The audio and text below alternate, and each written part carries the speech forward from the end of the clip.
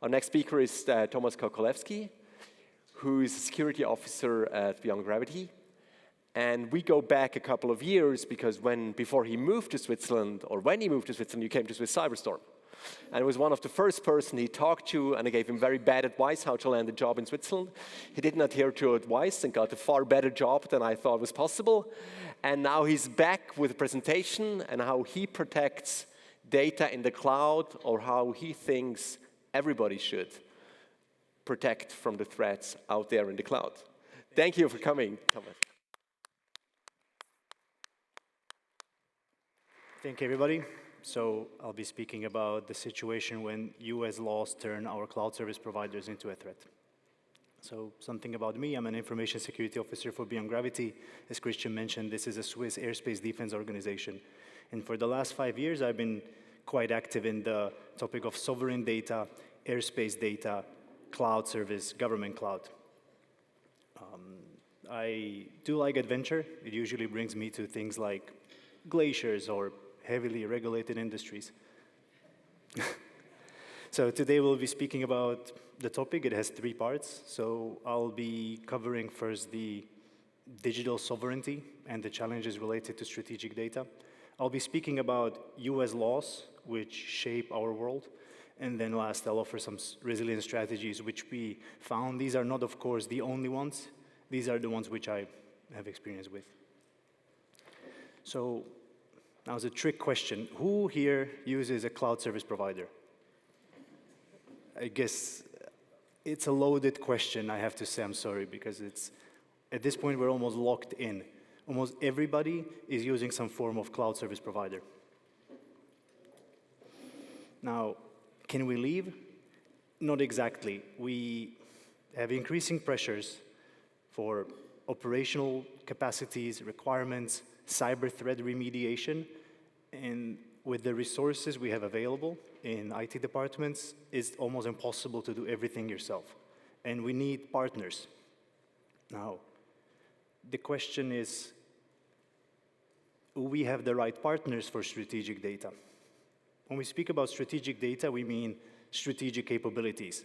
So it's not exactly when I would be selling you water through a SaaS app in a nice bottle, right? We think about airspace defense, my own industry, or the government, public sector. Think criminal files, police records, all of that. Critical infrastructure, we have a nuclear power plant in Switzerland. We have financial services, telecoms, healthcare. So we have strategic capabilities.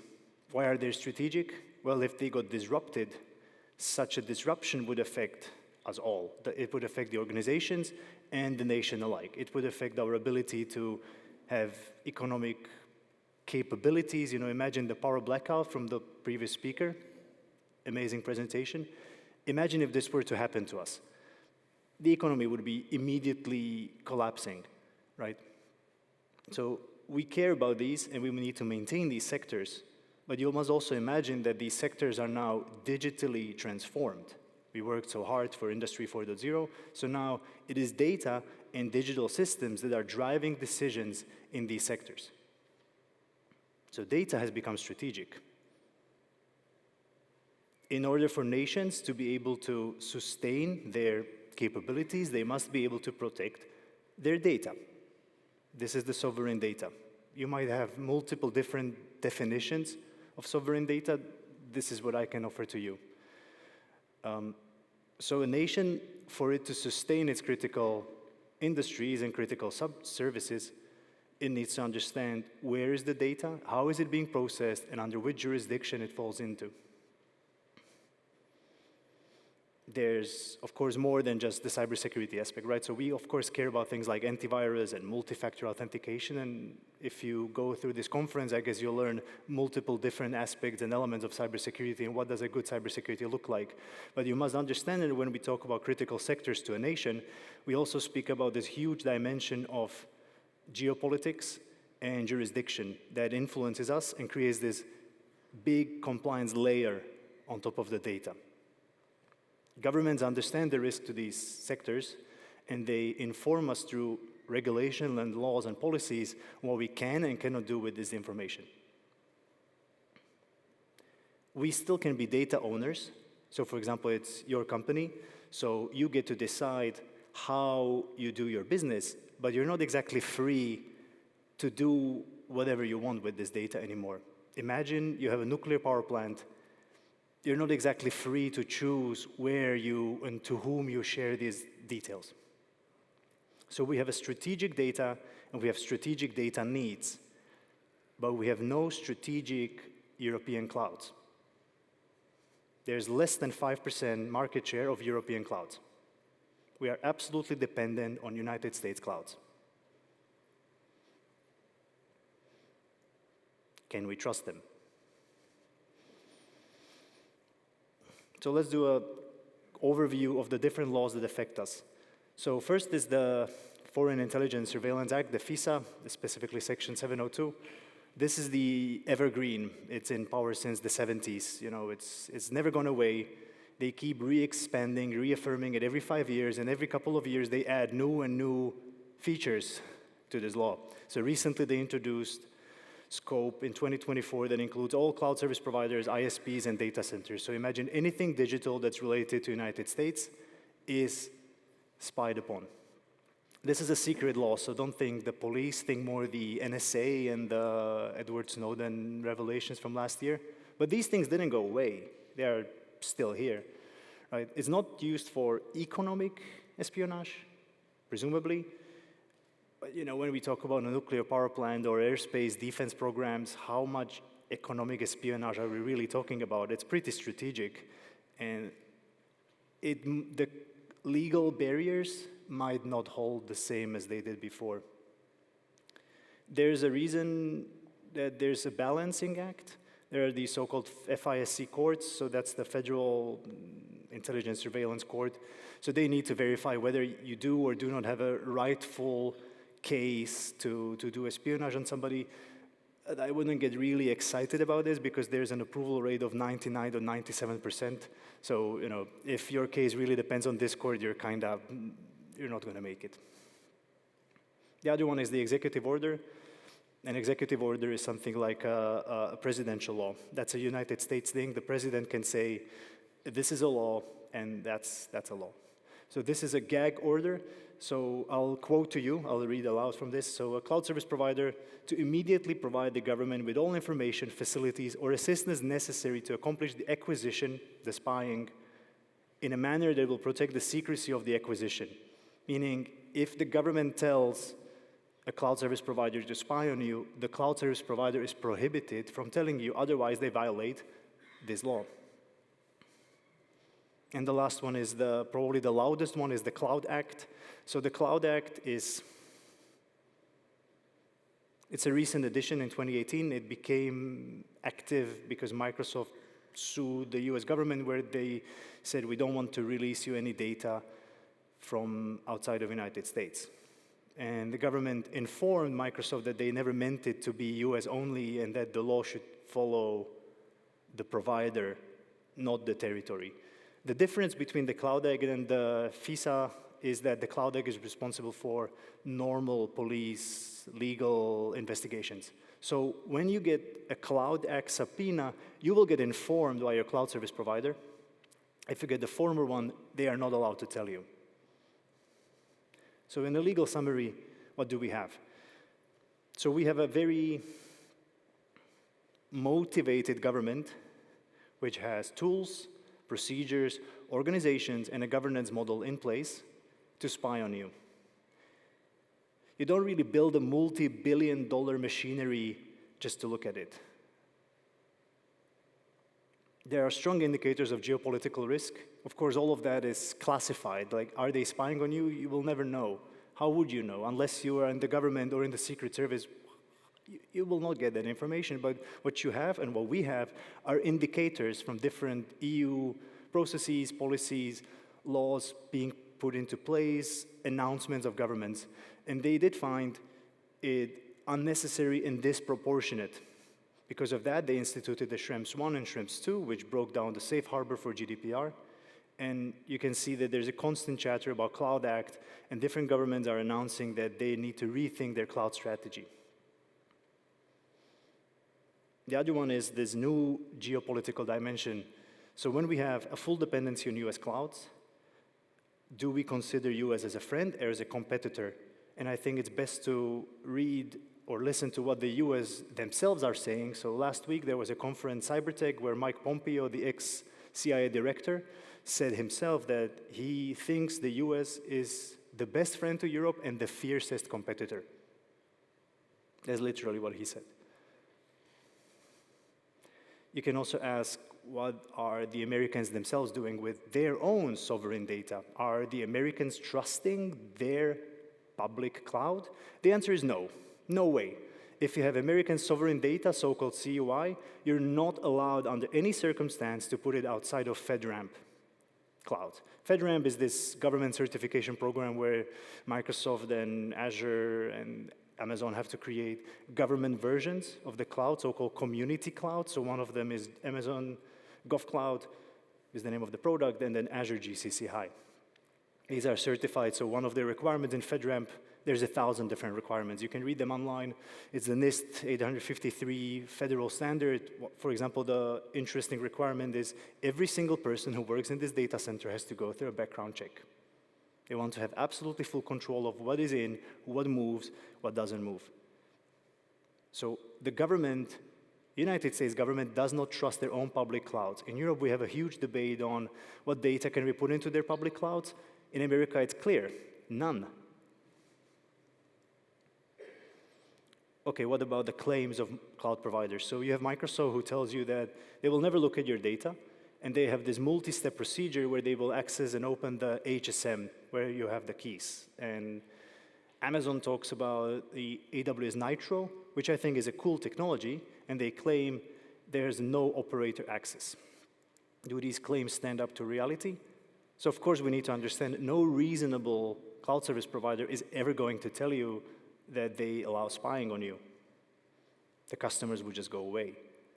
So, but we understand from the legal review that you have laws which force them to do so. Are they going to violate the law? I don't think so. So then you want to look at third-party audits. And in my organization, we work with export control data, so-called ITAR. ITAR has a hard requirement. It's a US data. There's a hard requirement on no access unless you're authorized. You need to have explicit license to work with the data. So then we, of course, try to put this into cloud, and we did an investigation.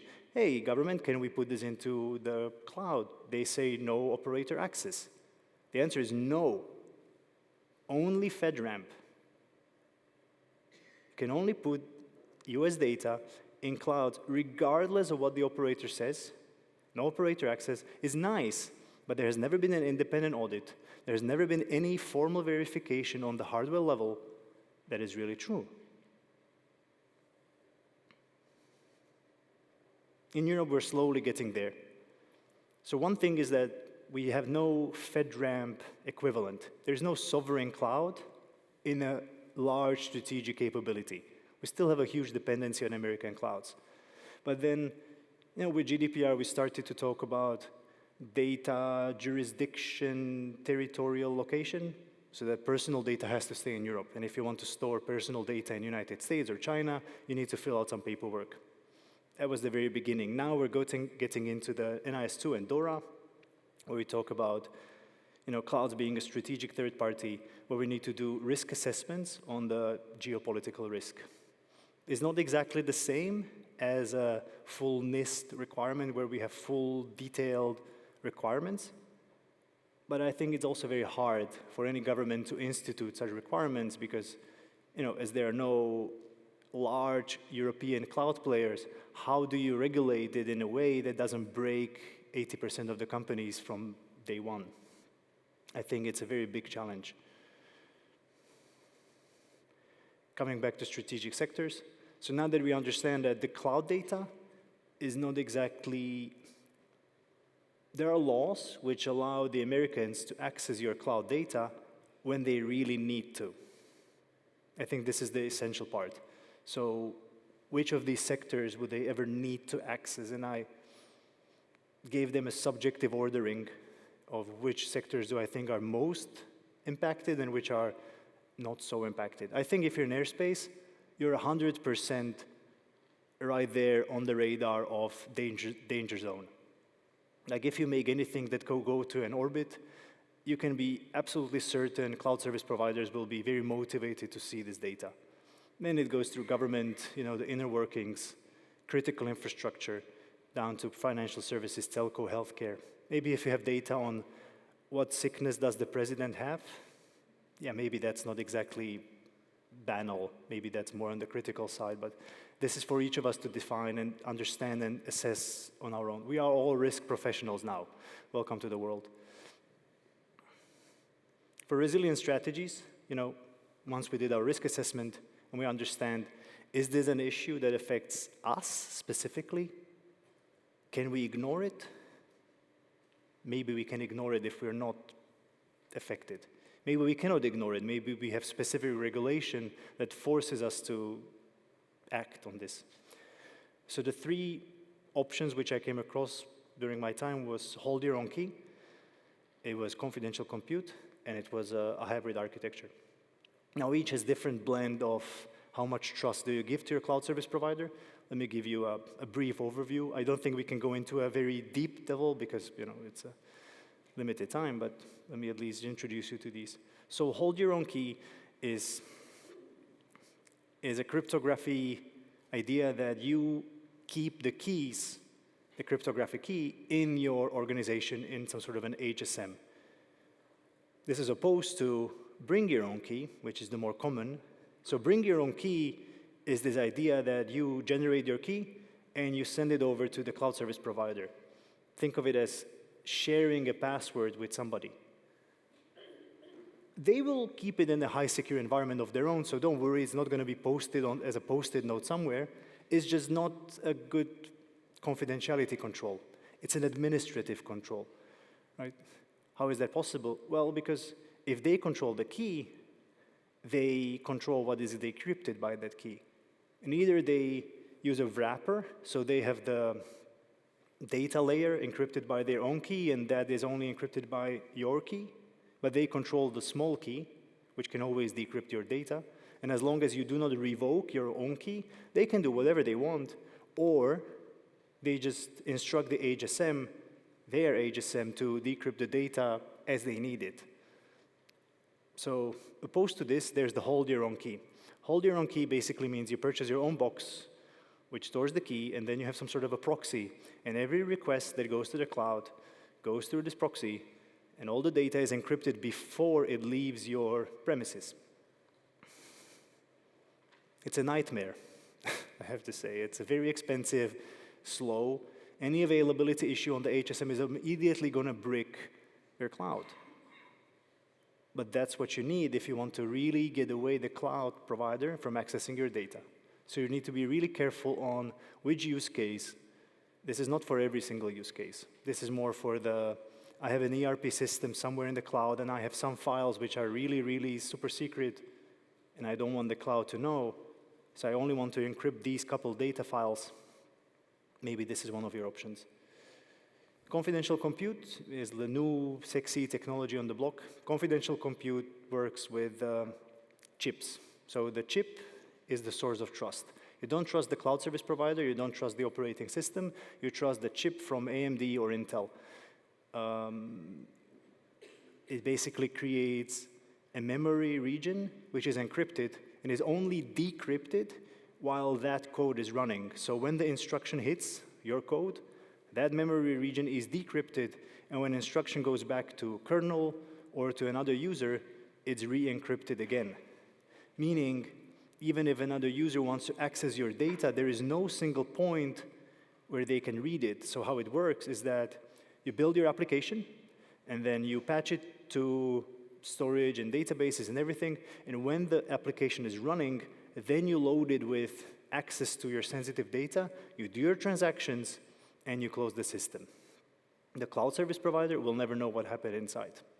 And then you have different approaches. So, on the top you see when you have no confidential compute, that means you give full trust to the cloud. So you give them the backbone access, the BIOS, the hypervisor, everything. With AMD, you can create a virtual machine, which is running in a confidential mode. And with Intel, you can create a single application, which is running in a high-security enclave. You have different trade-offs. But in both, the cloud service provider has no idea what is happening inside of this application. Be careful about vulnerabilities. It's still based on software. It's still based on hardware. The chips, the processors run code of their own. There are micro-instructions. Recently, there was a published vulnerability for the AMD version where somebody was able to bypass the paging encryption mechanism and could leak data. As usual, it's technology. You need to be careful, depending on your sector. But I can tell you this is widely used in banking. For example, if two banks want to exchange data in a cloud, they can use the public cloud, create a confidential environment, and run their code inside of this without releasing data to the cloud. It's also good for things like confidential AI. If you have some secret sauce, Coca-Cola recipe, and you need to run calculations on this inference, maybe it's interesting for you. And then last is hybrid architectures. This is actually the most traditional version where you have some cloud and you have something on premises, and you figure out a way to keep the sensitive part on premises and the general part you can leverage the cloud for. There are basic rules. You must be able to control what stays where and how does the routing go.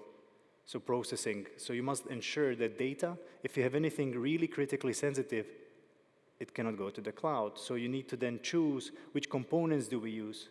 You can get, your system can be broken by many different things. For example, your antivirus, well, it secures while it's running on premises. But imagine there's a forensic event which is pulling the file up to the cloud. If that file contains your secret instruction for the nuclear reactor, you have a bit of an issue. So you need to be really careful about these details before you run it. And that's it. Thank you very much.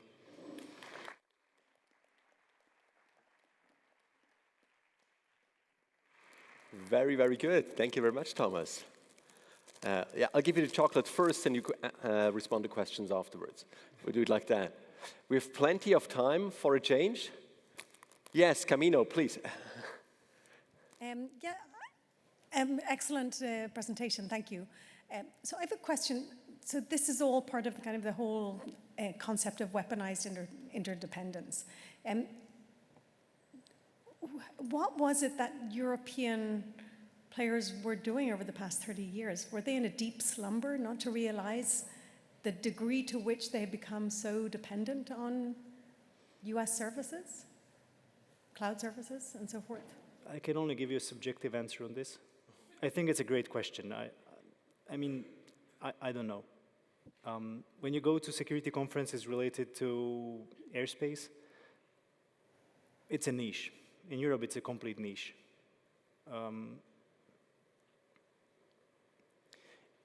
Most of the talk about dual use in Europe, when you talk about systems that are related to military or civilian use, it's all focused on civilian use. Nobody wants to talk about possible threat.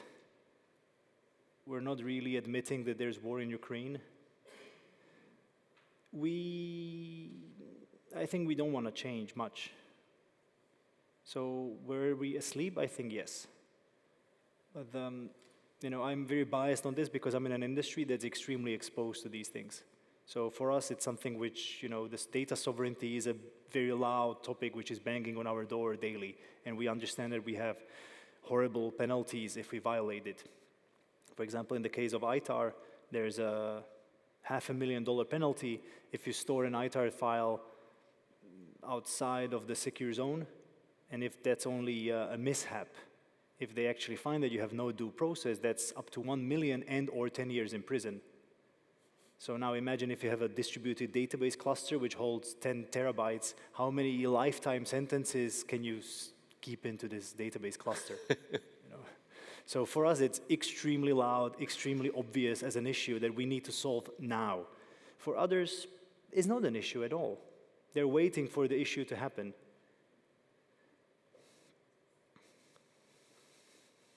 Good. Next question. There is one. Can we have the mic is already there? Good. You mentioned American companies versus European companies. You did not speak about European companies with operations in the US. Can you say a few words about these? I think it really depends on what is the nature of the company. Is this company a telco provider, a cloud service provider, or anything that is in scope of these laws? It will be affected. I mean, it's a law, right, that affects a scope of companies. So I have not really read the fine details of that law. But for example, if you're an organization that works with sovereign data, you have the CUI. Americans have reorganized their whole world of sovereign data into a unified category so that it's clearly identifiable and they have a standardized set of requirements for handling this data.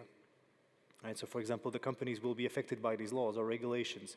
They might be under contract with anything related, any organization in the US government. I don't know, they support the police, so they will have a contract and they have terms and conditions how they are going to be affected. In Europe, we don't have that, we're not there yet. Right, so there is going to be a difference. So if you are a company that is both in US and in EU, your US part might be under much more scrutiny than your EU part. I don't know if I answered your question, but I hope I... Next up, is a question over there.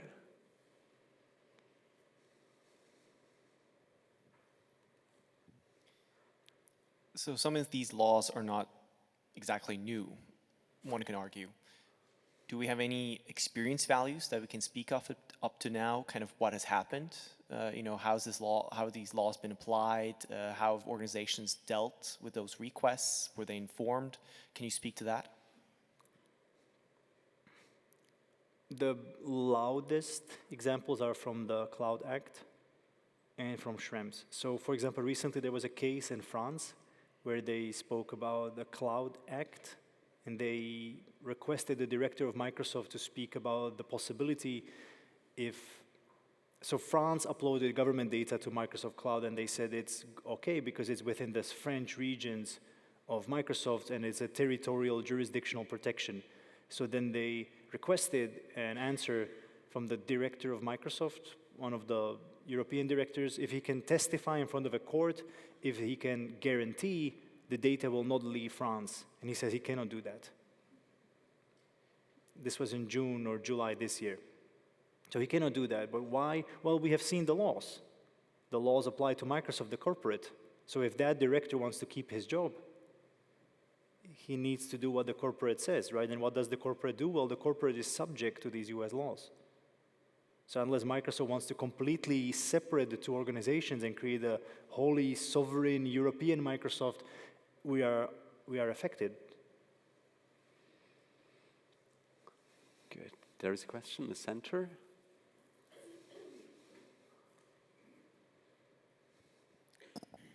So, do you think that the American companies which are dominant in the field of internet, whether the cloud services or the companies which are providing social media or any kind of thing, a big presence on internet, are having a control on Europe as well as Asia and other countries because their government can use these companies as a negotiating tool in terms of when we have a conflict with them? I think the companies want to become dominant not because of the government. I think they just want to compete and be the best. And I think it's actually against their own interest that these laws exist because it hurts their reputation by proxy. I don't think it's in Microsoft's or Amazon's favor that they are forced to do these things. Microsoft even sued the US government. That's why we have the Cloud Act. So Microsoft sued US government requests where government asked, give us European data. Microsoft sued them, and as a result, the government created the Cloud Act. So I don't think the companies themselves want to be here in this situation. It is just the political dimension of the current world. Maybe this problem will go away in 5 years and we'll never have to speak about it again. But I think today it is an active topic. And if we are doing strategic industries in the cloud today in Europe, this is something, it's a dimension we need to consider. Very good. I don't see additional questions, and I think we're close to time. Perfect schedule. Thank you very much, yeah. Thomas. Thank you very much.